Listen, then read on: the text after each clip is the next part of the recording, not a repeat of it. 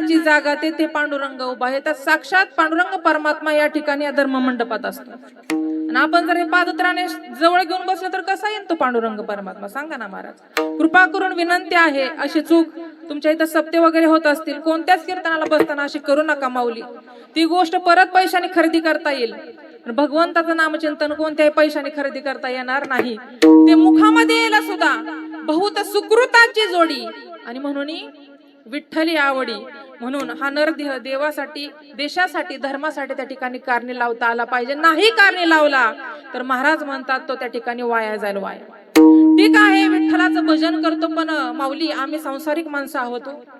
आमची संसाराची बरोबरी झाली तर आम्ही विठ्ठलाचं नक्कीच नामचिंतन करू.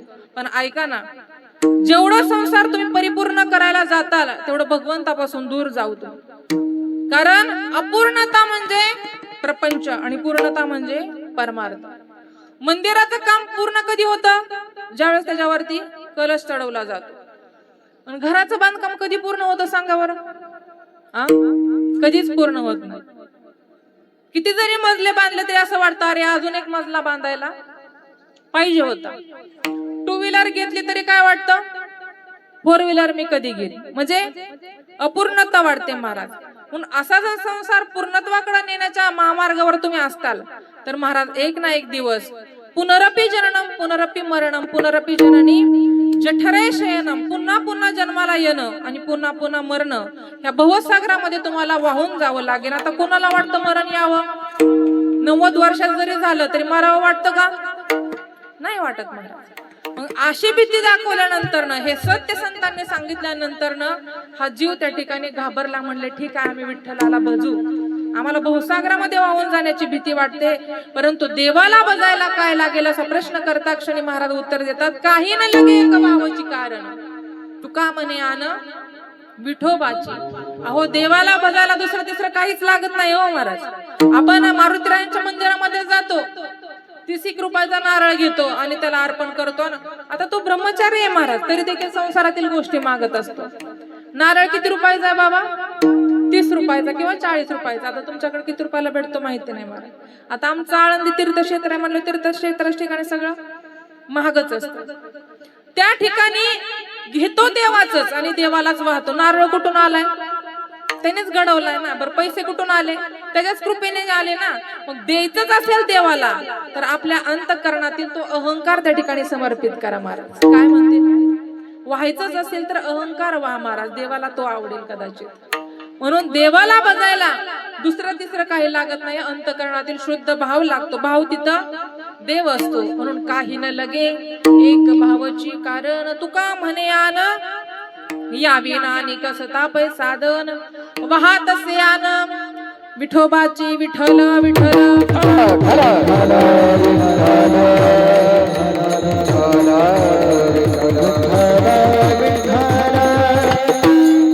शरण शरण एकनाथा पायी माथा ठेविला नका पाहू गुण दोष झालो दास पायाचा.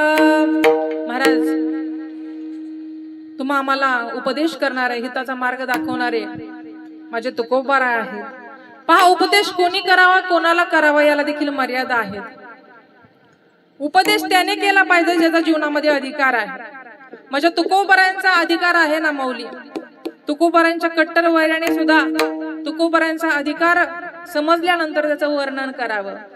तुकिता तुलनेसी ब्रह्म तुकासी आले मनोनी रामेश्वरी चरणी मस्तक ठेविले आरती तुकारामा.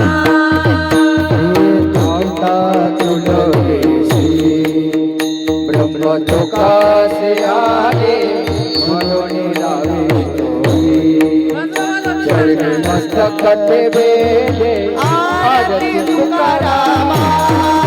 स्वामी गुरुनामा सच्चिदानंद मुनी मायना करियामा आरती तुकारामा. कट्टर वैराला सुद्धा तुकोबारांची आरती करावीशी वाटली, त्यांच्याबद्दल धन्यता वाटली. हा तुकोबारायांचा अधिकार आहे. नवे नवे तुकोबारायांचं नाव जरी घेतलं तरी काळालाही भय वाटावं एवढं सामर्थ्य तुकोबारायांच्या नावामध्ये आहे. असे अधिकार संपन्न आपल्या वारकरी संप्रदायाच्या कलशस्थानी असणारे वैराग्य संपन्न माझे तुकोबार आहे. तुकोबाराने अधिकाराने सांगितलं, अनुभवाने त्या ठिकाणी सांगितलं. पहा, प्रपंच आणि परमार्थ या दोन्ही गोष्टीमध्ये अनुभव फार महत्वाचा आहे बरं का. अनुभव आले अंगा ते या जगा. महाराज म्हणतात, तुका म्हणे चाकूनी सांगे, माझा अनुभव आहे अंगे. तुमचं डोक्यावरून चाललंय का कीर्तन? मग बोल असं तर थोडं मान वगैरे डोलवा ना. म्हणजे कसं आहे, आम्हाला कळतं बाबा, कळतंय म्हणून नाही का, म्हणजे कळतंय म्हणून शांत बसलेत असा पण एक अर्थ होतो, किंवा नाही कळत म्हणून शांत बसले असा पण. नक्की कोणता घेऊ? कळतंय ना? ऐका माऊली, तुमच्या या ठिकाणी क्षमा बाळगते. आपली कोणतीही कीर्तन तुम्ही सर्च करा महाराज, आपल्या कीर्तनामध्ये विनोद हा प्रकार नसतो बरं का. म्हणजे वर्षाचं कीर्तन आहे म्हणून एकदम सायलेंट कीर्तन चाललंय असं काय नाही. कोणतंही कीर्तन घ्या महाराज, आपल्याच आयुष्याचा विनोद झालाय तर ह्या व्यासपीठावर विनोद काय सांगायचा. एकमेव व्यासपीठ या ठिकाणी राहिले ते म्हणजे कीर्तन. नारदाच्या गादीवर भलत सलत सांगण्यापेक्षा ज्ञानोबा तुकोबारांच्या विचारांचा वारसा आपण पुढे नेऊयात ना महाराज. नक्की आपला हिंदू धर्म टिकून राहिल्याशिवाय राहणार नाही. विठ्ठल विठ्ठल.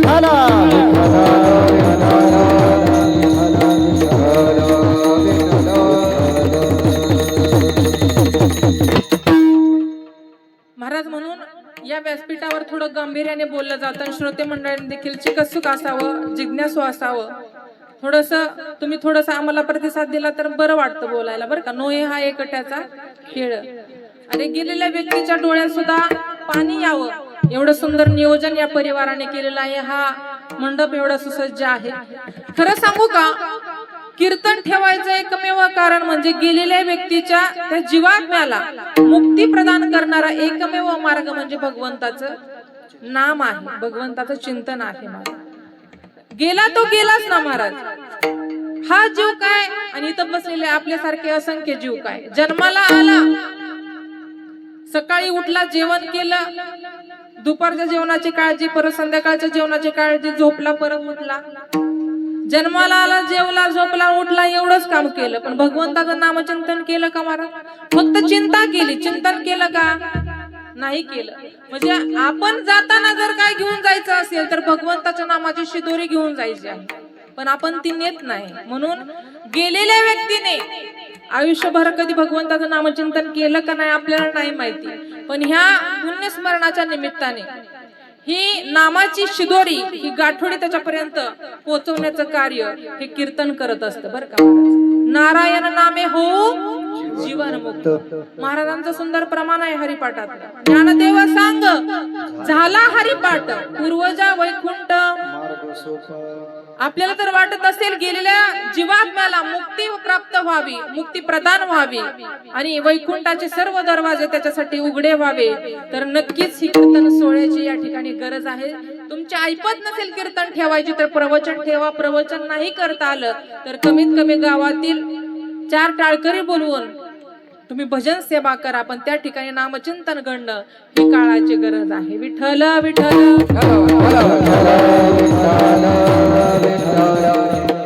आपला विषय असा चालला होता, तुकोबाराने अधिकाराने आणि अनुभवाने आपल्याला त्या ठिकाणी सांगितलं. पण परिस्थिती अशी आहे माऊली, घरातील आपला करताच नीट नाही. सांगणाऱ्याचा अधिकार पहा. घरातील करताच जर लहान लेकराला सांगत असेल, ए बाळा, अरे तेवढी टपरीवर जाऊन माचीस आण रे,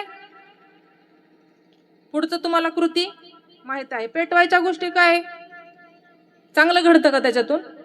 पेटवायच्या गोष्टीतून सगळं वाईटच घडतं ना माऊली. जर एखाद्या लहान लेकरासमोर तुम्ही जर सिगारेट ओढली तर त्यांनी पुढे जाऊन व्यसन करू नये अशी आशाच नका ना बाळगू. येता येता आचरती श्रेष्ठता. घराचा करता तसं घर घडत असतं महाराज, गावाचा करता तसं गाव, राज्याचा करता तसं राज्य घडत असतं. म्हणून घरातल्या प्रतिष्ठित व्यक्तीने लहान लेकरांसमोर हरिपाठ म्हणावा महाराज, हरीकडे पाठ नसावी.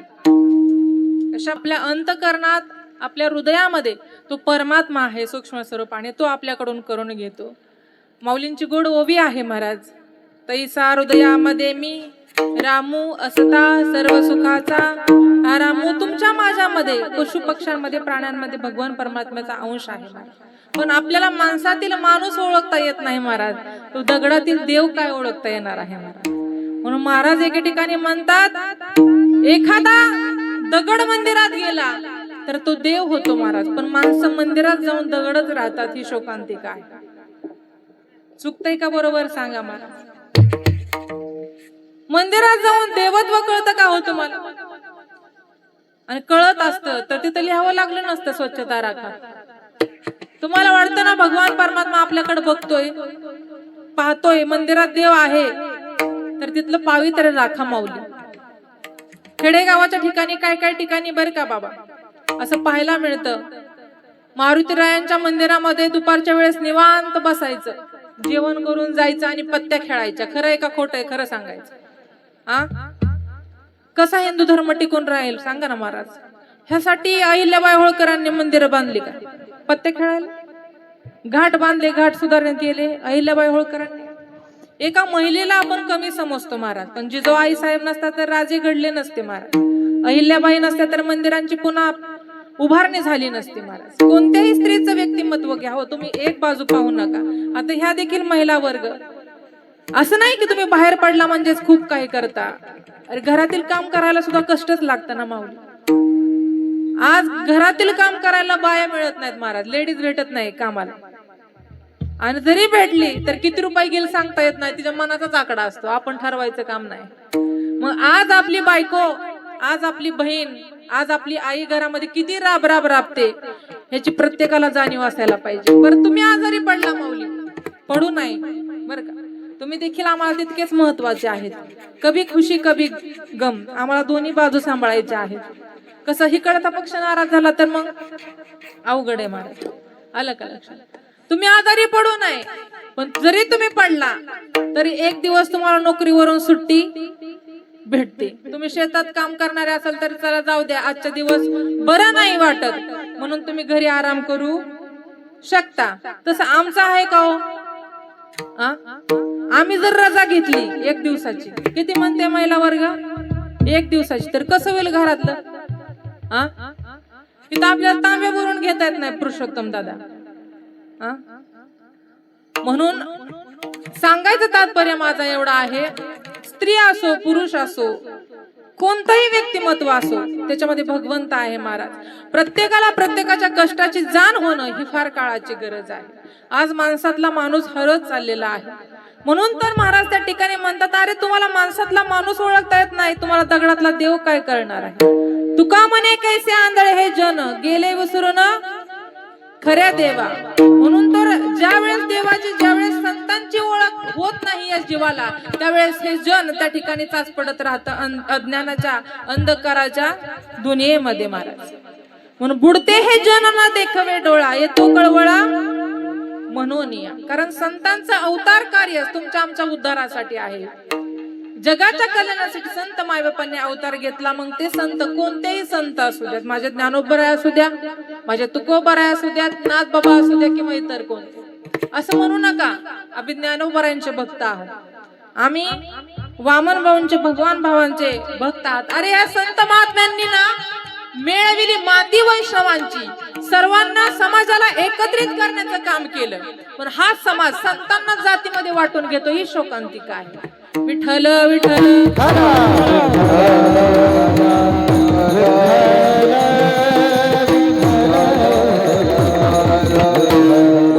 जातीभेद करू नका माऊली. हा अमुक आणि अमुतमुक.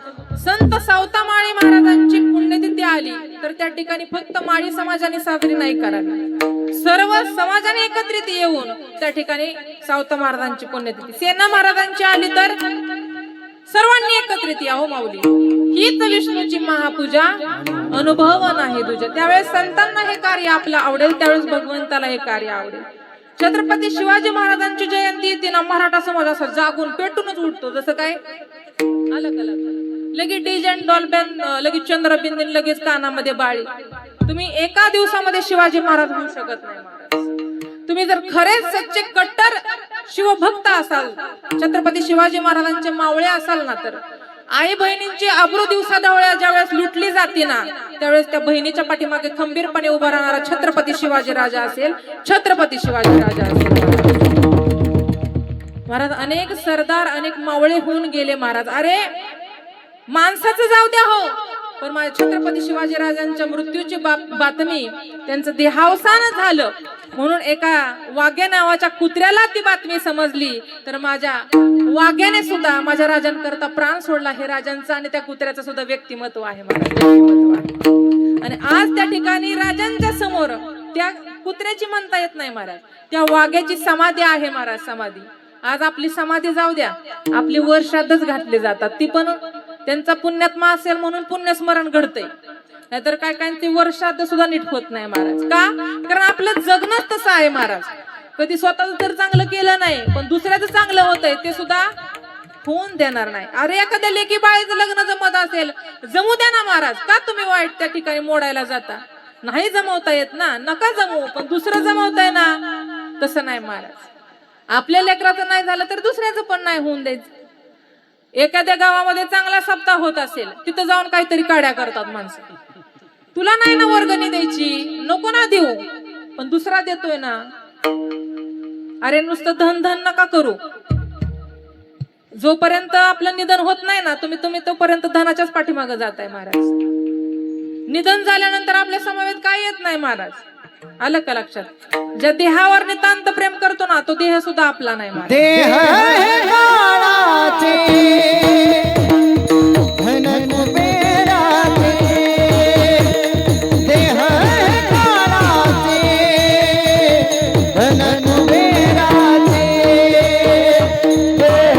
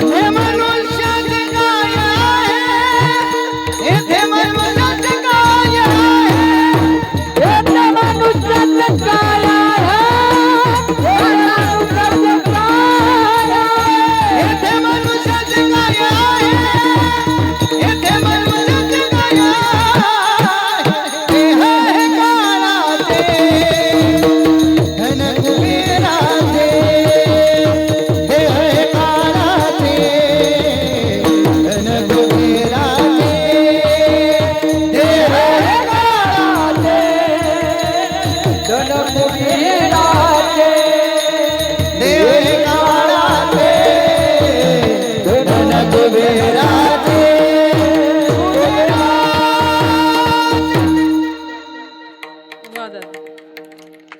महाराज त्या ठिकाणी धन सुद्धा आपलं नाही, हा देह सुद्धा आपला नाही। देह हे काळाचे, धन कुबेराचे, म्हणून हा देह त्या ठिकाणी सार्थकी लागला पाहिजे महाराज।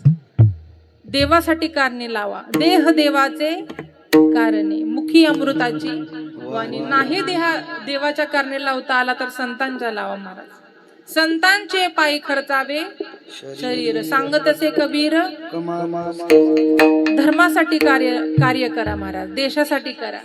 अरे जे देश बांधव आहेत ना महाराज, आमचे जवान महाराज, त्यांच्यासारखं कार्य आपल्यासारख्याला होऊ शकत नाही महाराज। कारण आपण फक्त त्या मेजरचा पैसा पाहतो, त्याची प्रॉपर्टी पाहतो, त्याची बायको, त्याची पत्नी त्या ठिकाणी किती आयुष्य आरामाचं जीवन जगते हे आपण पाहतो, परंतु त्या जवानाचं कार्य, त्या जवानाचा जीव किती धोक्यात असतो हे मात्र आपण पाहत नाही। अरे एखाद्या घरातील शूरवीर जर जवान त्या ठिकाणी शहीद झाला ना माऊली, तर काय परिस्थिती असते कधीतरी जाऊन बघा महाराज।